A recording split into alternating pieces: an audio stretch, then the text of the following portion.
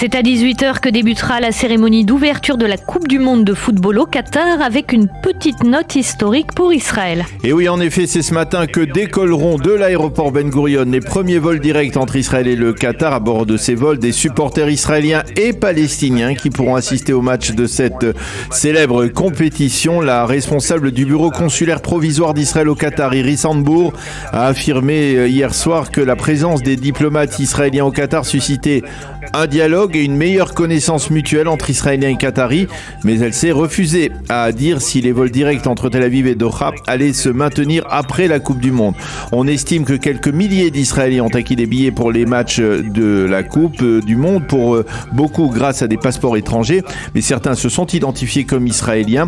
Iris Handbour a demandé aux Israéliens de ne pas brandir de drapeaux israéliens bleu et blanc durant les matchs et ne pas se faire remarquer particulièrement. À noter, Abou Mazen, le leader de l'autorité palestinienne, est arrivé la nuit dernière à Doha pour assister à la cérémonie d'ouverture du tournoi. Nous allons maintenant revenir sur cet incident hier à Hébron, au cours duquel un Israélien a frappé une jeune soldate lors d'échauffourées entre juifs et arabes. Oui, ces échauffourées se sont produits en marge du Shabbat Hevron, au cours duquel près de 30 000 Israéliens venus de tout Israël et même de l'étranger ont marqué par leur présence dans la cité des patriarches le chapitre qui a été lu hier dans la Torah de l'acquisition par Abraham du caveau des patriarches. Quelques-uns de ces fidèles venus en dehors de Hevron ont provoqué des tensions avec la population palestinienne locale et les forces de sécurité israéliennes se sont interposées entre les deux parties. Dans le cadre de ces échauffourées, un Israélien a frappé une soldate et l'a très légèrement blessée. Il a été arrêté. Cette agression a été dénoncée dès hier soir par le Premier ministre Yair Lapid et par le chef d'état-major de Tsahal, le général Aviv Kochavi. En fin de soirée, les responsables du Yishuv juif de Hevron ont publié un communiqué dans lequel ils condamnent cette agression et souhaitent prompt rétablissement à la soldate qui est elle-même résidente du quartier juif de Hevron. Selon ses responsables, l'agresseur est un voyou qu'il faut traduire devant la justice. Nous remercions les soldats et les soldates qui protègent notre terre sainte et grâce auxquels des dizaines de milliers de juifs ont donc pu vivre un Shabbat à Hevron inoubliable. Fin de citation de ce communiqué.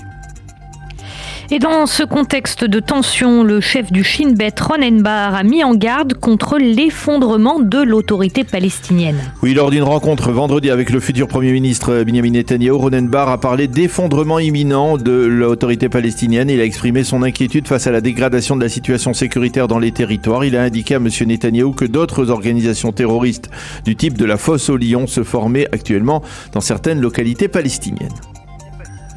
Et politique à présent, toujours pas de percée dans les pourparlers entre le Likoud et Bezalel Smotrich. Oui, les pourparlers devraient reprendre aujourd'hui et cette impasse actuelle retarde la formation du gouvernement. Le Likoud a demandé d'ailleurs à Aryeh Deri, leader de Chasse, et à Bezalel Smotrich de décider eux-mêmes qui des deux sera le prochain ministre des Finances. Mais au Likoud, on est ferme sur un point, le ministère de la Défense restera entre les mains du grand parti de droite.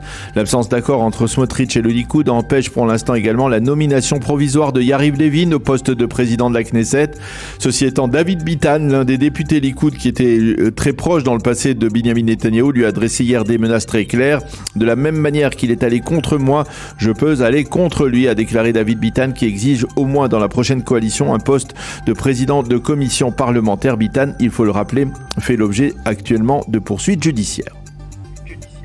Et puis pour terminer, une déclaration remarquée d'Aniel, celle de Benjamin Netanyahou en vidéo lors de la convention des Juifs républicains. Oui, effectivement, lors de son intervention, le futur Premier ministre a déclaré « Les Palestiniens ne veulent pas d'État indépendant aux côtés d'Israël, ils veulent un État à la place d'Israël ». Netanyahou a également évoqué dans son discours ses différends avec l'administration Biden, en particulier dans le dossier iranien, et il a rappelé qu'il y a toujours eu des divergences de vues entre les administrations américaines, qu'elles soient républicaines ou démocrates, et Israël. Ce ne sont que des différends au sein d'une seule et même famille, a déclaré Netanyahou. Fin de citation.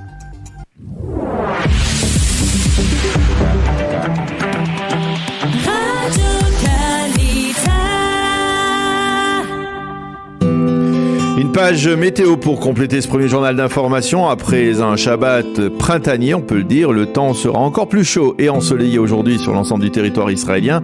Il fera aujourd'hui 20 degrés à Jérusalem, 28 à Tel Aviv et 30 degrés à Eilat. Pour un 20 novembre, ce n'est pas mal.